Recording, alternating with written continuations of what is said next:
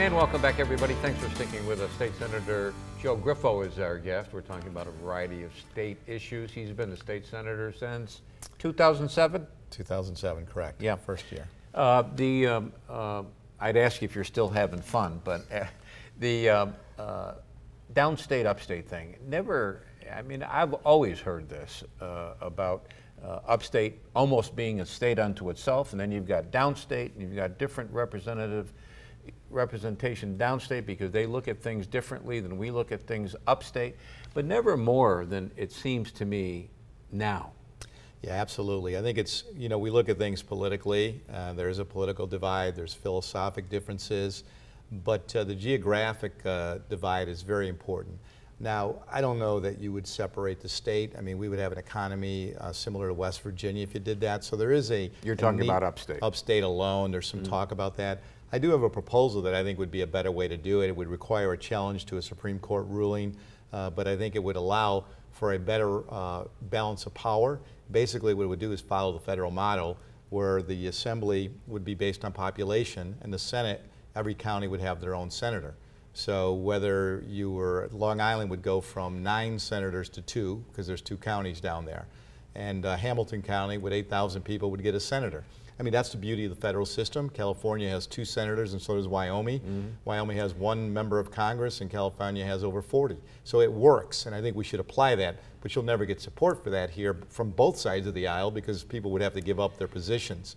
The concern I have is when you have monolithic government, one-party control, with one region domination, and this would be New York City-centric, Democratic-led, you face all kinds of challenges upstate.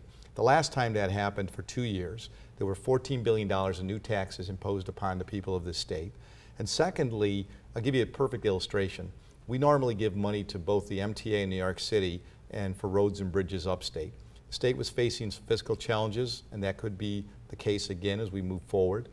And what was told to us is that we needed to fund the MTA because those buses and subways had to run every day. The bridges and roads are important, but we're going to give you an IOU because as long as they're not unsafe, we'll get to them. Well, I can tell you this, that the MTA was funded, the IOU was never cashed. And that's my concern. You need that balance of power. It's not only a separation of powers between the branches of government, but also within the legislature and the statewide offices. You would have every statewide office from New York City and of the Democratic Party. And I think that's just not good for upstate interests at this point in time. I think what many people don't know is that if you go down to New York City, you could have an assemblyman or an assemblywoman every few blocks. Yeah, absolutely. Versus up here for every few counties. Right.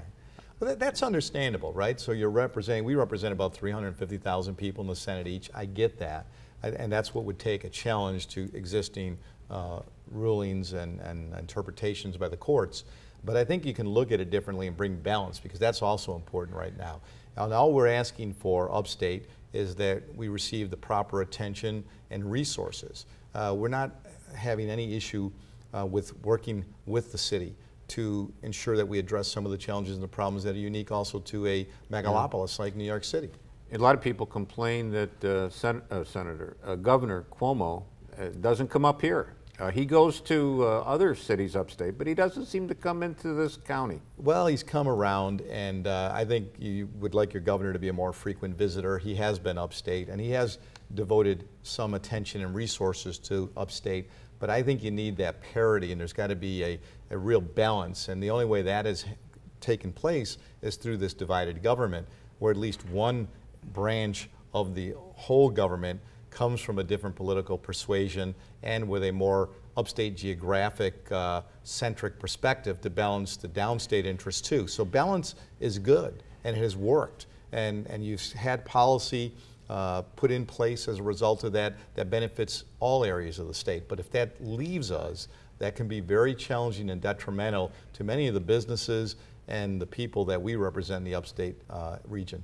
That's kind of like swimming upstream to get something like that passed, though, and it's like term limits, is it not? Yeah, absolutely. I mean, term limits, look, I've been there, and that's why I believe in them, even though I've dedicated myself to public service, because I believe that if you want a dramatic, substantial, quick change to the culture of government in New York, that's the way to achieve it. I also believe it should be done in Washington.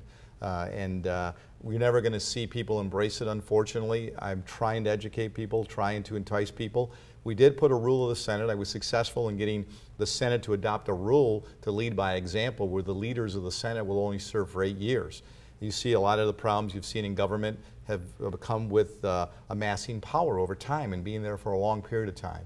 So I do believe that if we go to term limits, 12 years for legislators, 8 years for governors and other statewide officers, I think it makes sense. You can really do the job in that amount of time. Virginia has a one-term limit on their governor, and there's never been a problem in Virginia. I mean, they face challenges, but 4 years. I don't know that that's sufficient, but 8 years is plenty of time for an executive to run a state and to leave their mark. And on that Senate rule that you just talked about, this is for Senate committees? Chairs of committees, and most importantly to the leaders, the Senate president, the majority, minority leaders, all leaders of the Senate would only serve 8 years in that role and have to step aside after that. And where do we stand with that now? It is a rule of the Senate. I'm not sure where we are in the process because the leaders have only been there about 4 years maybe, so we're not at that stage. But I think it should be a statute. It needs to be more than a rule. It needs to be a law. And again, the Senate has passed that law, but the Assembly has refused to take that one up. So term limits on the members is like a poison to them, but I believe we should be the remedy, and we should do something different to try to change that culture if we really believe that things need to be done differently. Speaking of committees and such, we've got a minute left before we go to break. What committees are you going to be on in the new year, new session? Well, that depends. I think I'm a senior member of the Senate. I'm in the leadership of the Senate at this point in time, so I sit on the Rules and Finance Committee, which are the two most senior committees of the Senate. I think that will remain the same. What I try to do is sit on committees that will have an impact on our region. I'm on racing and wagering, crime and corrections, economic development. So these are the type of things that we have facilities and things that we need to work on to ensure that people are paying attention to. So I'll look at that as we move forward. Sit on the Codes Committee. I actually sit on more committees than most members, and that becomes challenging too to try to get to all the committee meetings. But we've tried to identify and sit on the committees that I think will be beneficial to the region as well as to the state as a whole. Okay. State Senator Joe Griffo is our guest. We're talking about lots of stuff, lots more to talk about. Short break, right back.